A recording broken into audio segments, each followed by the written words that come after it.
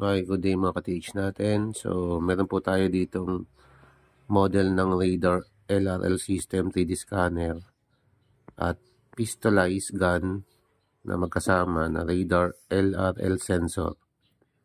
So, and then kasama yung laptop. Yan.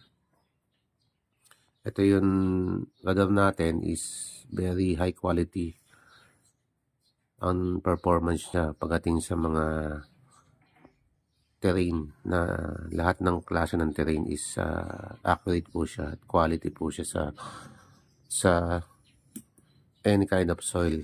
So yan po siya. Buksan po natin nakalagay is radar LRL system, loading na po siya, and then kasama to. Yan. So may mga ilaw siya pag binuksan mo, pati yung mga push button, tsaka yan. Ang gandahan dito mga ka-TH, ito po ay may searching na ilang menu.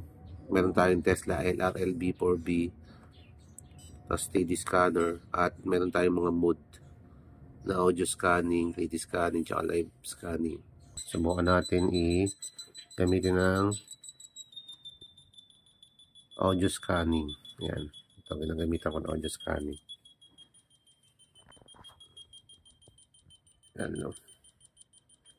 Malabas po yung audio scanning. Pag mababa po yan po is mga metal. Yan, nire-detect niya.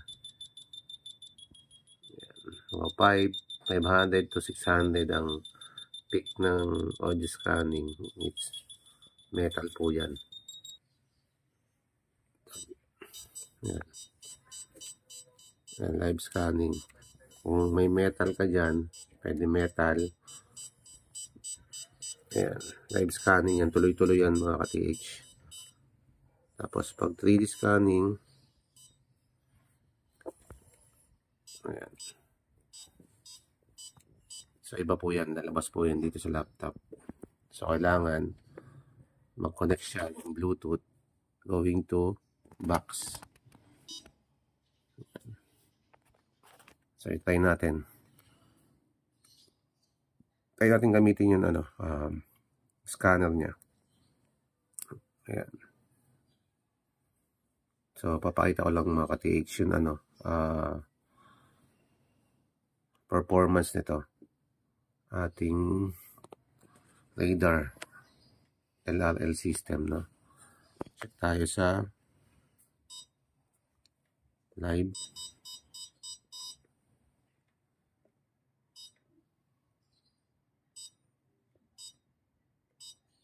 Ayan. Searching ground.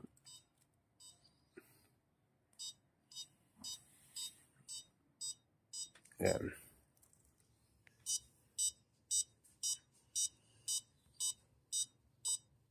So ginagalaw ko na to mga ka-TH. Pinipindot ko to. Ayan po yung lumalabas ng ating scanner, ng imager. Ayan. So mismong ginagalaw ko po yun yun. Ayan o.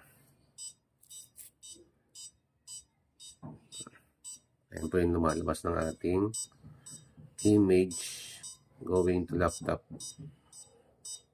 Ayan. Ayan siya.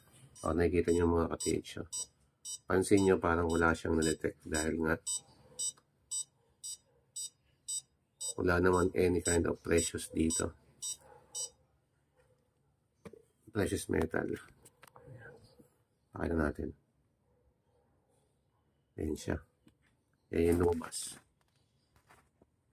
So pinakita ko lang sa inyo ka-TH kung gaano ka reliable tong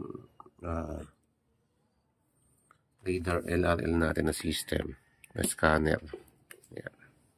So ganyan po siya. Tingnan natin. Yan, wala po siyang mga nakita ng mga any kind of deviation na values dito sa pag-scan natin. So sinample ko lang no? So yan, napakaganda po niyan 3D scanner na yan. Searching for pwede po siya makasearch ng tunnel cavity, gold, silver, or any kind of precious metal. Yan, so Ito kagandahan sa kanya. Ang lalim ng abot nito ay sumabot po ng 75 meters ang depth. At pwede rin po ito ng long range. So, sa long range naman, dito naman nilalagay. So, yun may pistolize. Pwede ho natin gamitin yan sa pag long range. Ito po yung kanyang pistolize. Papakita ko sa inyo ka-TH. Ito po, yung nating pistolize ng Tesla B4B, nakakabit po dyan. So, may ating unit device. So, kapag nagamit kayo ng long range, ito po gagamitin nyo. Tesla B4B. Tapos, may menu yan. Yan. Ilagay natin sa Tesla. Encode nyo lang kung ano yung target natin. Select. Yan. May mga nakalagay dyan. Yan. Shard, bone, carbon, water, lead, iron, diamond, copper, platinum, bronze, balik sa gold. So, kung isi-search nyo na, gagamitin nyo na yung Tesla B4, okay nyo lang. So, yan po yun, lalabas. Meron po siyang ilaw dito, go and walk. So, kailangan mag-go and walk at saka 5,000 Hz yung gold. Tapos, may radar siya na lumalabas dito. So, makikita nyo rin po yung voltahe ng battery, 12.3 volts. So, yan, pwede na kayo gumamit ng ating Tesla B4B na nakakonect dito. So, yun ang kagandahan sa kanya. Kaya, kumbaga, 3-in-1 siya. No? So, yan. So, break tayo sa menu. Okay. So, yun, sa mga ka-TH natin interesado sa ganitong klase ng gadget, makabili po kayo ng reliable at very new development ng ating new unit ng Mother LRL system. Ito po ay pwede sa lahat ng klase ng lupa, ng soil, terrain. Magagamit po natin, hindi po siya namimili. So, napakaganda po, reliable at accurate po sa lahat ng terrain. At makadetect po siya ng cavity tunnels, all precious metals like gold. Yan. So, tawagin nyo lang ako sa number ko sa 0963-554-0561. Yan.